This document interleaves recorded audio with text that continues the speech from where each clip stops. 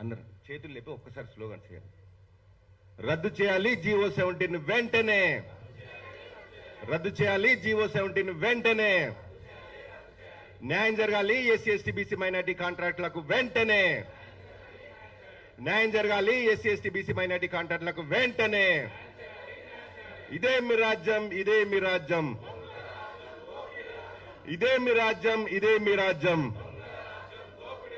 న్యాయం జరగాలి SC ST BC minority కాంట్రాక్టులకు వెంటనే, న్యాయం జరగాలి ఎస్సీ ఎస్టీ బీసీ మైనార్టీ కాంట్రాక్టులకు వెంటనే. ఖబర్దార్ రేవంత్ రెడ్డి, ఖబర్దార్ రేవంత్ రెడ్డి. నశించాలి ప్రభుత్వం వంటి వైఖరి, నశించాలి గురుకులాల్లో జరుగుతున్న అవినీతిని వెంటనే ఖండించాలి. Thank you. ఇప్పుడు నర్రా నిర్మల మేడం గారు ఎస్సీ ఎస్టీ కాంట్రాక్టుల రాష్ట్ర కో-కన్వీనర్ గారు మాట్లాడతారు.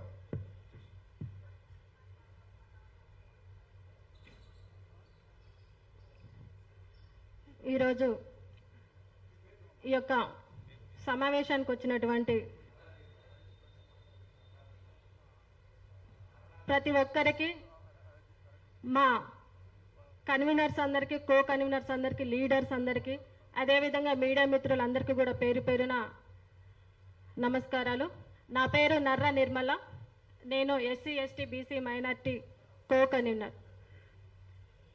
ఈరోజు ఈ యొక్క చర్చకి రావాలనేసి మనం ఎంతమంది అయితే ఇక్కడికి ఉన్నామో, సాక్షాత్ ఇదొక దొంగల రాజ్యం, దోపిడీ రాజ్యం అనేసి రేవంత్ రెడ్డి గారు ఒప్పుకున్నారు.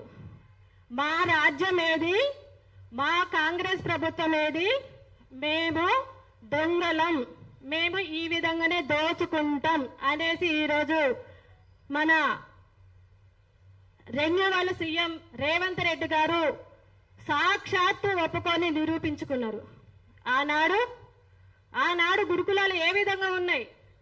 ఆనాడు గురుకులాలు విద్యార్థుల భవిష్యత్తు ఎంతో చాకచక్యంగా, వాళ్ళ భవిష్యత్తును అందరి విద్యార్థులు కూడా ప్రవీణ్ కుమార్ గారి ఆధ్వర్యంలో గురుకులాలు పురోగతిలో పెట్టేస్తే, ఈనాడు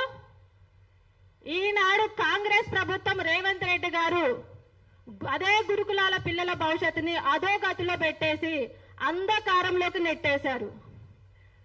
మన ప్రవీణ్ కుమార్ గారు ఆనాడు ఏం చేశారు?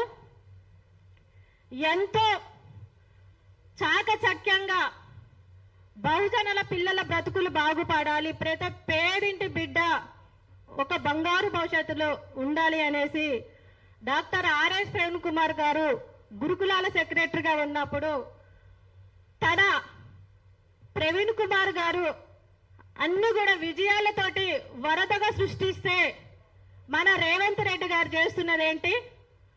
బూతుల వరద సృష్టిస్తూ ఈ యొక్క తెలంగాణ రాష్ట్రాన్ని ఆగం పట్టించి భ్రష్టు పట్టిస్తున్నారు. ఏమయ్యా రేవంత్ రెడ్డి, ఒక మనిషికి హద్దు ఉండాలి, నీకు హద్దు లేదు, బుద్ధి లేదు. అందుకనే ఈరోజు బుద్ధి లేని పనులు చేసినావు. డాక్టర్ ఆర్ఎస్ ప్రవీణ్ కుమార్ ఏం చేస్తున్నారు? నీకు దమ్ముంటే నువ్వు ఎలాంటి